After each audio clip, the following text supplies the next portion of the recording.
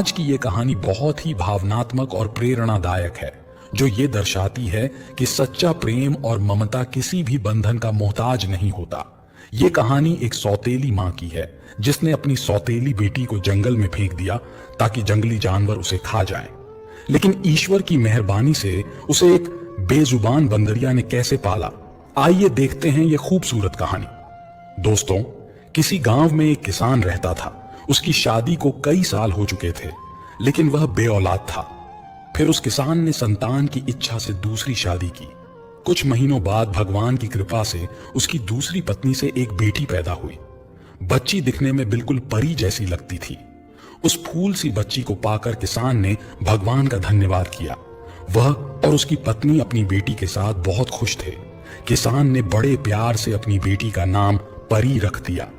अब किसान अपनी दूसरी पत्नी से बहुत अधिक प्रेम करने लगा, लेकिन उसकी पहली पत्नी को यह सब बर्दाश्त नहीं था। वह किसान की बच्ची को एक आंख नहीं देख सकती थी।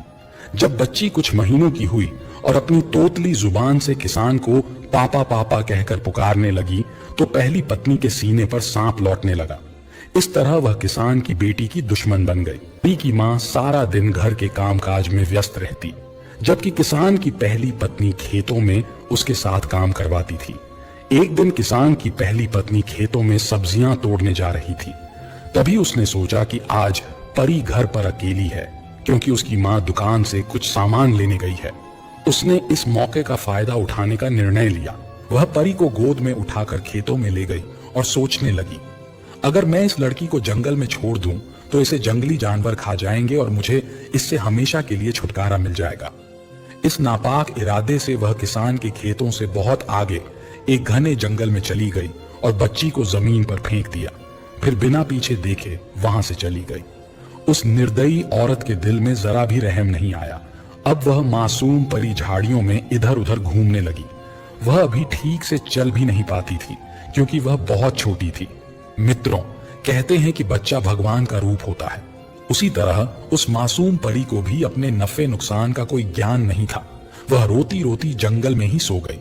जब उसकी आंख खुली तो वह पापा पापा कहकर अपने पिता को पुकारने लगी और भूख से बिलखने लगी। वह चलने की कोशिश करने लगी और चलते चलते एक घने जंगल में जा पहुंची। वहां एक पेड़ पर एक बंदरिया अपने बच्चों के साथ रहती थी। उसी पेड़ की दूसरी ओर एक छोटी सी कुटिया बनी हुई थी, जिसमें एक साधु बाबा रहते थे। लेकिन उस समय साधु बाबा भिक्षा मांगने के लिए बाहर गए हुए थे। जब उस बंदरिया ने छोटी सी मासूम बच्ची के रोने की आवाज सुनी तो वह जल्दी से दौड़कर आई और उसे गोद में उठा लिया। लेकिन परी अपनी मां को पुकार कर रो रही थी। यह देखकर बंदरिया ने जल्दी से पेड़ों से कुछ फल तोड़े और उनका रस निकालकर परी को पिलाने लगी। रस पीकर बच्ची को थोड़ा सुकून मिला। बंदरिया उस बच्ची से बहुत प्यार करने लगी। कभी उसकी जुएं निकालती, कभी उसके गालों को सहलाती, बिल्कुल वैसे ही जैसे एक माँ अपने बच्चे से प्रेम करती है। परी को भी माँ जैसी गोद का सुकून महसूस हुआ और वह बंदरिया की गोद में ही सो गई। बंदरिया ने कई दिनों तक परी का इसी तरह ख्याल रखा। उसकी भूख प्यास का पूरा ध्यान रखा, जैसे एक माँ अपने बच्चे का रखती है। इसी बीच साधु बाबा, जो भिक्षा मांगने गए थे, जब वापस अपनी कुटिया में आए तो उन्होंने देखा कि बंदरिया की गोद में एक सुंदर प्यारी सी बच्ची है। यह देखकर साधु बाबा सोच में पड़ गए। उन्होंने तुरंत बच्ची को बंदरिया से अपनी गोद में लिया और कुटिया में ले गए। साधु बाबा ने बच्ची से उसका नाम पूछा, लेकिन वह इतनी छोटी थी कि बोल नहीं पाए। साधु बाबा सोचने लगे, पता नहीं यह किसकी बच्ची है और कहां से आई है। बाबा ने प्यार से उस बच्ची का पालन पोषण करने का निर्णय लिया। उन्होंने उसका नाम उजाला रखा, क्योंकि वह बच्ची देवताओं की अप्सराओं की तरह सुंदर और गोरी थी। अब उजाला कुटिया से बाहर निकलकर हर रोज बंदरिया के बच्चों के साथ खेलने लगी। बंदरिया भी उजाला का बहुत ख्याल रखती थी। कभी उसे फलों का रस पिलाती तो कभी उसे अपना दूध पिलाती। साधु बाबा ने भी एक गाय पाल रखी थी, जिससे उजाला कभी कभी गाय का दूध भी पीती। समय बीतता गया और उजाला बड़ी होने लगी। जब वह 6 साल की हुई तो साधु बाबा को बाबा बाबा कहकर पुकारने लगी और उस बंदरिया को ही अपनी मां समझने लगी, क्योंकि वह उन्हीं के बीच पली बढ़ी थी। जब साधु बाबा भगवान शिव की पूजा करते तो उजाला भी उनके साथ बैठकर पूजा करने लगती। जब बाबा मंत्र पढ़ते तो उजाला भी उन्हें दोहराने लगती। बाबा ने उसे बहुत अच्छे संस्कार दिए। समय बीता और अब उजाला 15 साल की हो चुकी थी। वह पहले से भी अधिक सुंदर दिखने लगी थी। जंगल के जानवर, परिंदे और बंदरिया उसके सबसे अच्छे दोस्त थे। बंदरिया उजाला के लिए जंगल से सूखी लकड़ियां इकट्ठा करके लाती और वह बाबा, खुद और बंदरिया के लिए भोजन बनाती। एक दिन साधु बाबा ने उजाला से कहा, बेटी, मुझे दूसरे गांव भिक्षा मांगने जाना पड़ेगा। मैंने तुम्हारे लिए कुटिया में हर चीज का इंतजाम कर दिया है। तुम्हें बाहर जाने की जरूरत नहीं। यह बंदरिया तुम्हारे साथ रहेगी और तुम्हारी देखभाल करेगी। इतना कहकर साधु बाबा चले गए। अब उजाला और बंदरिया ही कुटिया में रह गए थे। उजाला साधु बाबा की तरह भगवान शिव की पूजा करती और उसके आसपास बंदरिया और उसके बच्चे बैठकर मंत्रों को सुनते। शाम को उजाला ने खाना बनाया और पूजा करने बैठ गए, लेकिन इतने में ही बंदरिया के एक छोटे बच्चे ने सारा खाना खराब कर दिया। जब उजाला ने पूजा समाप्त की और देखा कि सारा खाना बर्बाद हो चुका है, तो वह हंसते हुए बंदरिया के बच्चे से कहने लगी, तुम बड़े शरारती हो, सारा खाना अकेले खा गए, दूसरों का ख्याल भी नहीं आया। उजाला ने उसे हल्का सा थप्पड़ लगाया तो बंदरिया के बच्चे को गुस्सा आ गया। उस बंदरिया के बच्चे ने चूल्हे की आग में पानी फेंककर आग बुझा दी। उजाला ने यह सब देखा तो परेशान हो गए और सोचने लगी, मुझे आग जलाने में बड़ी मुश्किल होती है, अब मैं कैसे आग जलाऊंगी। करते करते सारा दिन गुजर गया।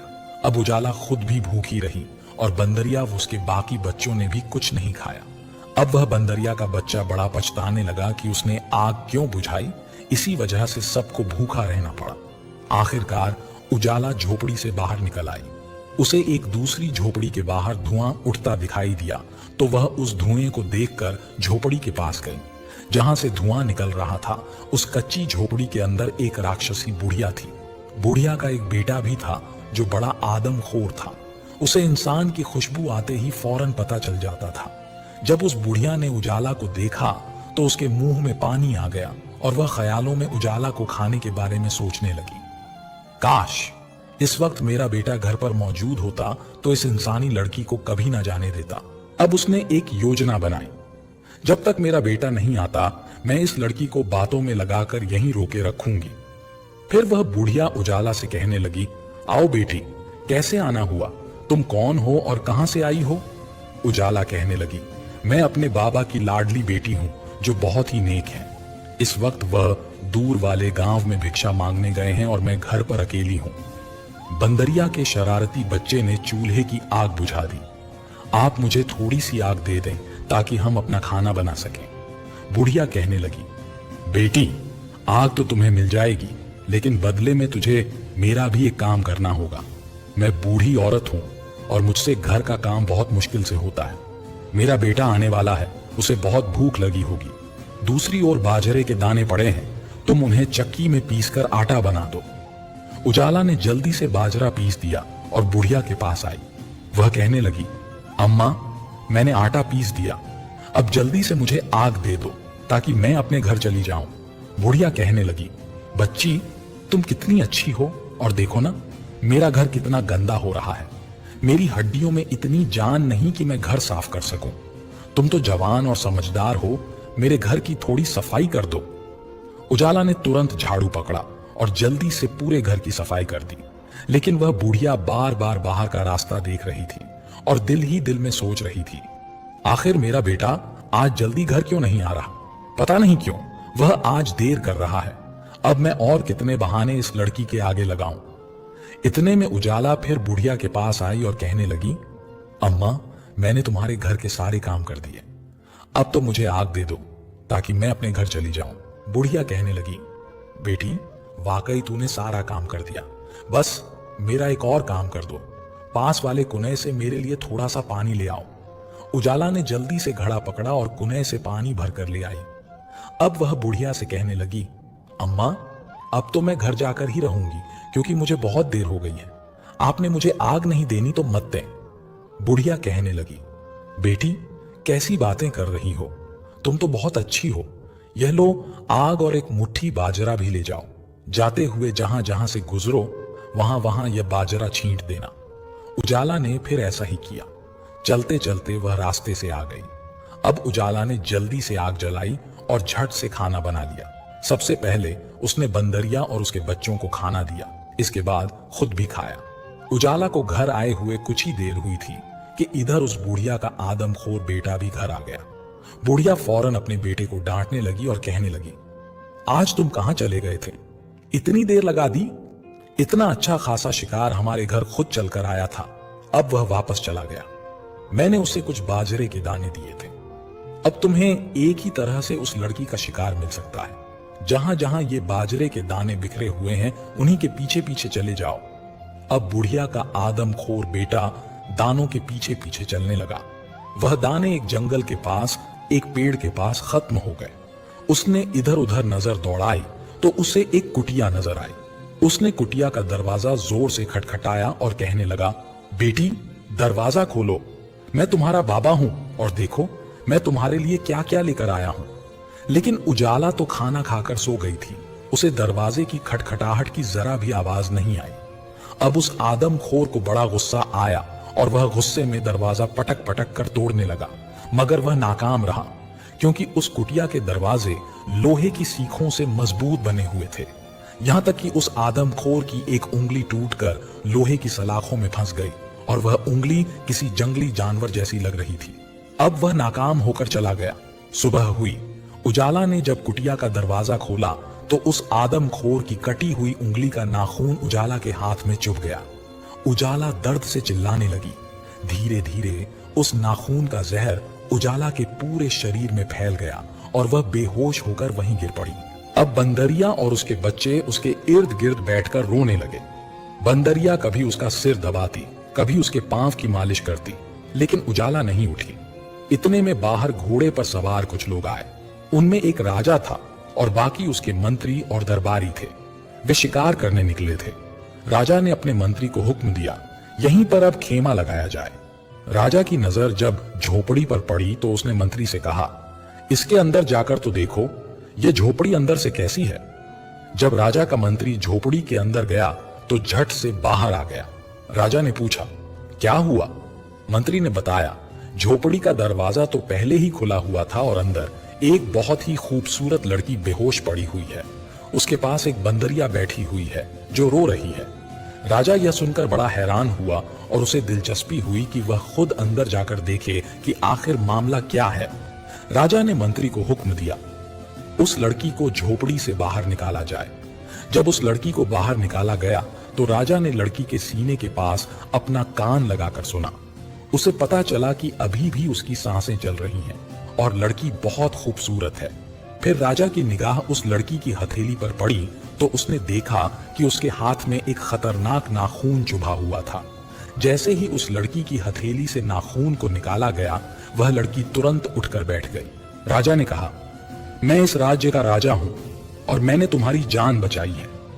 अब तुम बताओ, तुम कौन हो और यहां पर अकेली क्यों रहती हो, और इस बंदरिया से तुम्हारा क्या रिश्ता है? यह तुम्हारे लिए बहुत रो रही थी। लड़की बोली, महाराज, मैं अकेली कहां हूं।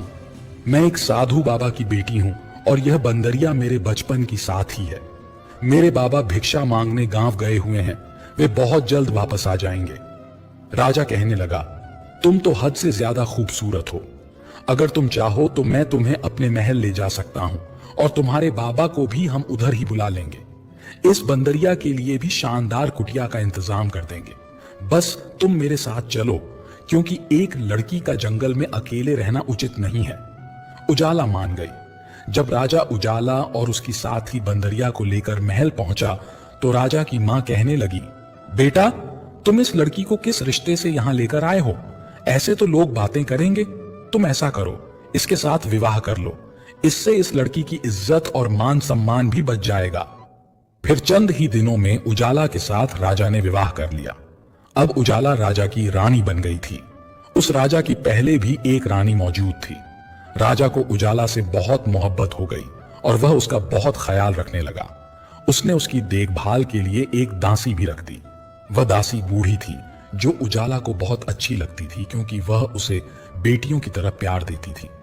एक दिन वह बूढ़ी दासी उजाला से कहने लगी, बेटी, जरा अपनी सौतन से बचकर रहना। ये बहुत होशियार है, ये तुम्हें नुकसान पहुंचा सकती है। उजाला कहने लगी, बड़ी अम्मा, ऐसा मत सोचो, वह तो मुझे बहन की तरह मानती है और वह भी इस राजमहल की रानी है। मैं भी रानी हूं, तो वह मुझसे क्यों जलेगी। बूढ़ी अम्मा की समझ में कुछ ना आया और उसने बस सिर हिला दिया। अब उजाला अपनी सौतन के कमरे में अक्सर जाने लगी और उससे बातें भी किया करती थी। उजाला की सौतन बड़ी तेज थी, वह अपनी जलन को जाहिर नहीं होने देती थी। एक दिन वे दोनों महल के बाहर खड़ी थीं। उजाला के साथ उसकी बंदरिया भी थी। उजाला की सौतन कहने लगी, उजाला, तुम तो बड़ी खूबसूरत हो और जेवर पहनने से तो और भी ज्यादा खूबसूरत दिखती हो। नदी के बिल्कुल करीब जाकर तुम अपनी परछाई में देखो तो सही, तुम कितनी सुंदर हो।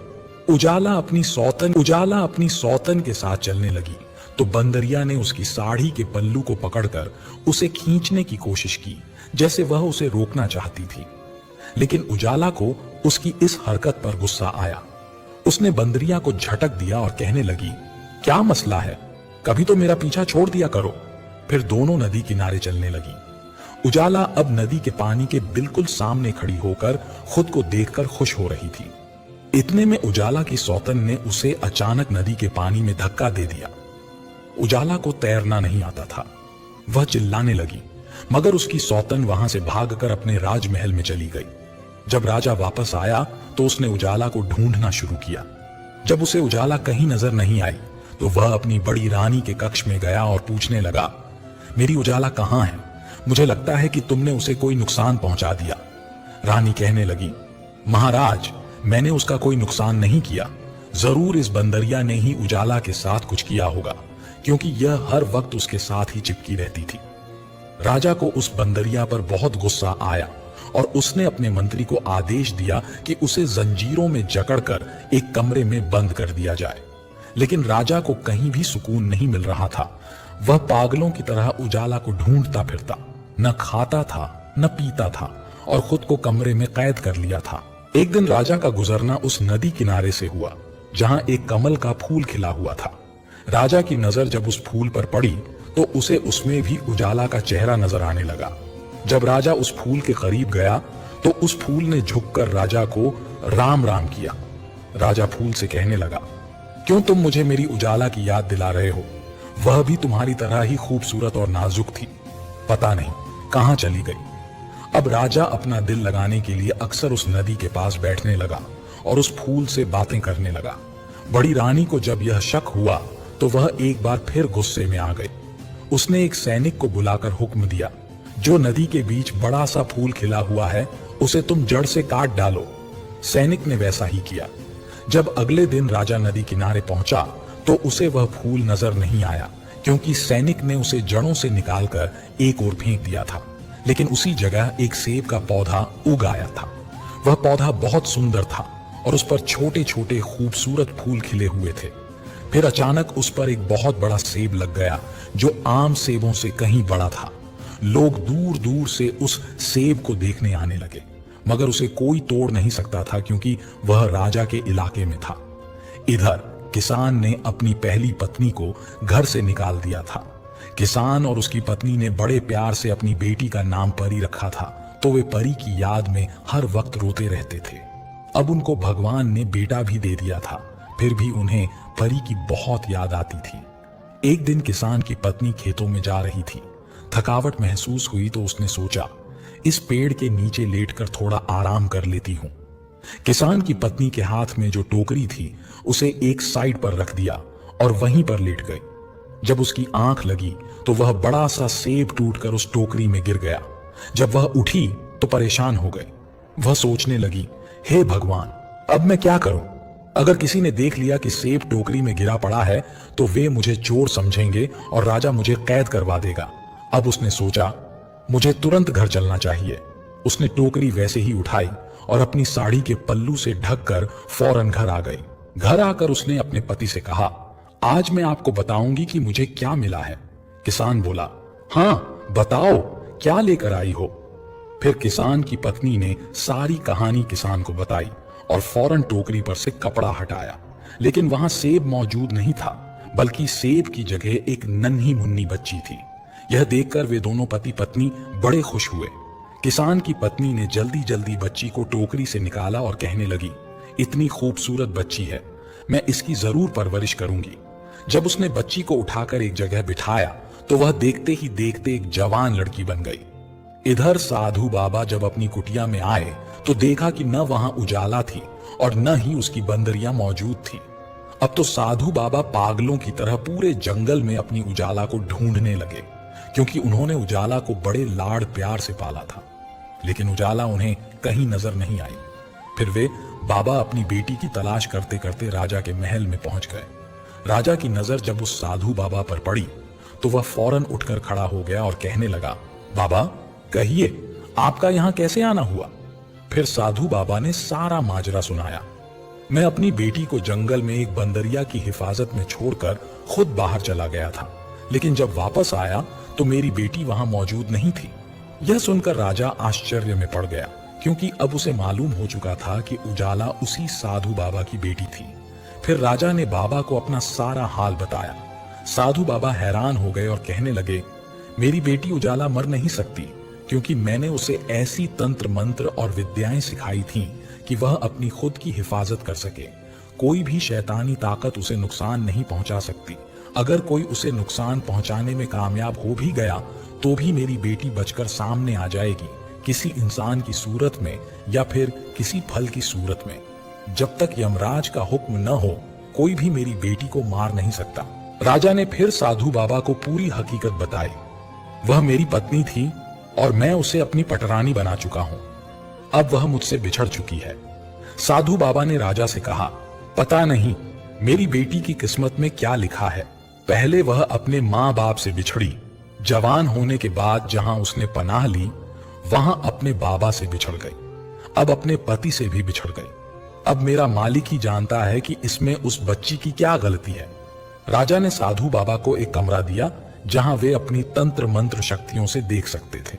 फिर जब बाबा उस कमरे में जाकर बैठे और ध्यान लगाया तो उन्होंने देखा कि एक तरफ बंदरिया कैद में थी और रो रही थी। बाबा ने राजा से कहा, फौरन इस बंदरिया को आजाद करवाओ। राजा ने आदेश दिया और बंदरिया को आजाद कर दिया गया। बंदरिया आजाद होते ही राजा के कपड़ों को पकड़कर खींचने लगी। राजा को बंदरिया पर गुस्सा आया, लेकिन साधु बाबा ने कहा, यह बेजुबान तुझे कुछ बताना चाह रही है। फिर वह बंदरिया राजा को कपड़ों से खींचते खींचते किसान के दरवाजे के पास ले गई।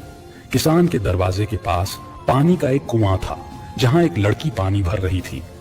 राजा ने गौर से देखा तो उसे वह लड़की उजाला जैसी लगी। जब राजा लड़की के करीब पहुंचा तो वह घर के अंदर जा चुकी थी। राजा के साथ खड़ी बंदरिया किसान का दरवाजा जोर जोर से पटकने लगी। इतने में किसान की पत्नी आकर दरवाजा खोलती है। राजा कहता है, अभी अभी जो लड़की अंदर गई है वह मेरी पत्नी है। किसान की पत्नी बोली, महाराज राम राम, कहां आप और कहां हम गरीब लोग। ये मेरी बेटी है, आपकी पत्नी कैसे हो सकती है? राजा मायूसी से वापस लौटने लगा, लेकिन बंदरिया फौरन किसान के घर में घुस गई। जब उसने अंदर जाकर देखा तो उजाला एक कमरे में बैठी हुई थी। उजाला ने फौरन बंदरिया को पहचान लिया और गले लगाकर खूब रोई। फिर उसने किसान की पत्नी यानी अपनी माँ को सारी कहानी सुनाई। मेरी माँ घर के कामकाज करती थी और मेरी दूसरी माँ खेतों का काम करती थी।